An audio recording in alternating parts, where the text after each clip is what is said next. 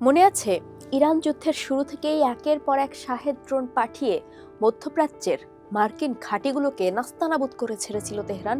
শুধু ঘাঁটি না, ইরান ক্ষতি সাধন করেছিল গালফ অঞ্চল ও ইসরায়েলের জ্বালানি স্থাপনা ও অন্যান্য কৌশলগত স্থানেরও। আর সেগুলো ভূপাতিত করতে গিয়ে প্যাট্রিয়ট মিসাইল ব্যবহার করতে হয়েছিল আমেরিকার, যার একটির দামই প্রায় $4 মিলিয়ন। আর তাতে যুদ্ধের প্রথম 6 দিনেই যুক্তরাষ্ট্রের ব্যয় হয়েছিল কমপক্ষে $11.3 বিলিয়ন। এই হিসাব দিয়েছিল প্রেসিডেন্ট ডোনাল্ড ট্রাম্প প্রশাসন। কিন্তু পরবর্তীতে এই খরচ কমে আসে। কেন জানেন? এর অন্যতম কারণ ওই অঞ্চলে শাহেদ ড্রোন ঠেকাতে মাঠে নামানো হয় ইউক্রেনের anti drone system sky map. অনেকটা ওই কাঁটা দিয়ে কাঁটা তোলার মতোই ব্যবস্থা। চলুন জেনে নেই স্কাই ম্যাপ কি, কিভাবে কাজ করে। সঙ্গে আছি আমি রুকাইয়া জহির।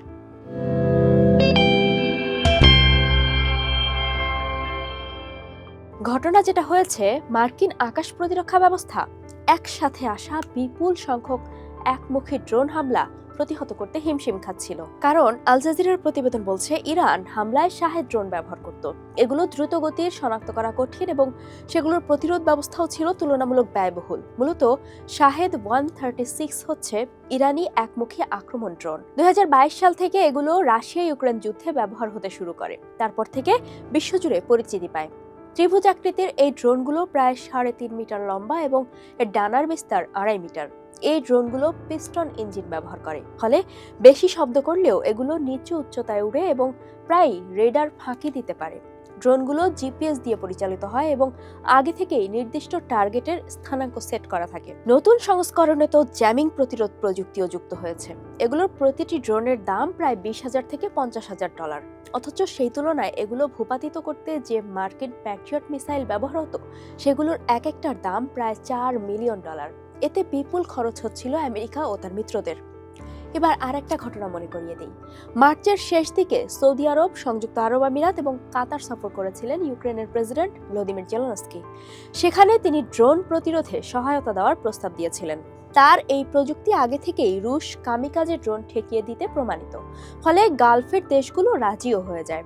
সেখান থেকে 3টি দেশের সঙ্গেই 10 বছরের প্রতিরক্ষা চুক্তি স্বাক্ষর করে ফেলেন। পরে জেলেনস্কি নিশ্চিত করেন যে ইউক্রেনীয় বাহিনীর নিজস্ব উৎপাদিত ইন্টারসেপ্টর ড্রোন ব্যবহার করে গালফ অঞ্চলের বিভিন্ন দেশে ইরানের শাহেদ ড্রোন ভূপাতিত করেছে।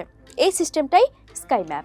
রয়টার্সে এটা নিয়ে একটি রিপোর্টও প্রকাশিত হয়। সেখানে বলা হয়, মার্কিন সেনাবাহিনী সৌদি আরবের প্রিন্স সুলতান এয়ারবেজে স্কাই ম্যাপ নামের ইউক্রেনীয় কমান্ড এন্ড কন্ট্রোল প্ল্যাটফর্ম মোতায়েন করেছে। ইউক্রেনীয় কর্মকর্তারাও সেখানে গিয়ে মার্কিন সেনাদের এই সফটওয়্যার ব্যবহারের প্রশিক্ষণ দিয়েছেন। কিন্তু এই স্কাই ম্যাপ সিস্টেম কাজ করে কিভাবে? এই সিস্টেমটি মূলত হাজার হাজার অ্যাকোস্টিক সেন্সর এবং ইন্টারসেপ্টর ড্রোন ব্যবহার করে। অ্যাকোস্টিক সেন্সরের মাধ্যমে প্রতিপক্ষের ধেয়ে আসা ড্রোন শনাক্ত করে এবং ইন্টারসেপ্টর ড্রোন পাঠিয়ে সেগুলো ধ্বংস করে। ইন্টারসেপ্টর ড্রোন হলো এমন ড্রোন যা আক্রমণকারী ড্রোনকে লক্ষ্যবস্তুতে পৌঁছানোর আগেই ধাওয়া করে ধ্বংস করে। তবে এগুলো একমুখী ড্রোনের মতো আত্মঘাতী নয় এবং বিভিন্ন ধরনের পেইলোডও বহন করতে পারে। প্রতিটি ইন্টারসেপ্টর ড্রোন একজন প্রশিক্ষিত পাইলট পরিচালনা করেন, যিনি লাইভ ভিডিও ফিড বা এফপিভি গগলসের মাধ্যমে লক্ষ্য অনুসরণ করেন। ইউক্রেনের এই ইন্টারসেপ্টর ড্রোনগুলোর দাম সাধারণত $1,000 থেকে $3,000 মধ্যে। এই স্কাই ম্যাপ তৈরি করেছে 2022 সালে প্রতিষ্ঠিত স্কাই ফোর্ট্রেস। এই সিস্টেম একসাথে অ্যাকোস্টিক ডিটেকশন সিস্টেম, রেডার এবং এআই ব্যবহার করে হুমকি শনাক্ত করে এবং প্রতিরক্ষা ব্যবস্থা পরিচালনা করে। এরা এআই এর সহায়তায় মাঝ আকাশে দ্রুত দিক পরিবর্তন করতে পারে এবং চলমান লক্ষ্যবস্তুও ট্র্যাক করতে পারে। এমনকি জিপিএস জ্যাম হলেও সঠিক পথে উঠতে পারে। এখন প্রশ্ন হচ্ছে, এই সিস্টেম কতটা কার্যকর?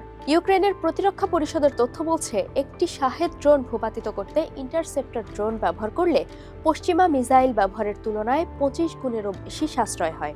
সম্প্রতি মার্কিন প্রতিরক্ষা দপ্তর পেন্টাগন ড্রোন প্রতিরোধ ব্যবস্থায় $350 মিলিয়ন বিনিয়োগের ঘোষণা দিয়েছে। মানে আমেরিকাও বুঝে গেছে যে $20-25 হাজার শাহেদ ড্রোন ঠেকাতে মিলিয়ন মিলিয়ন ডলারের মিসাইল খরচের মানেই হয় না। এজন্য তারাও এখন ড্রোন ঠেকাতে ড্রোনই ব্যবহার শুরু করেছে।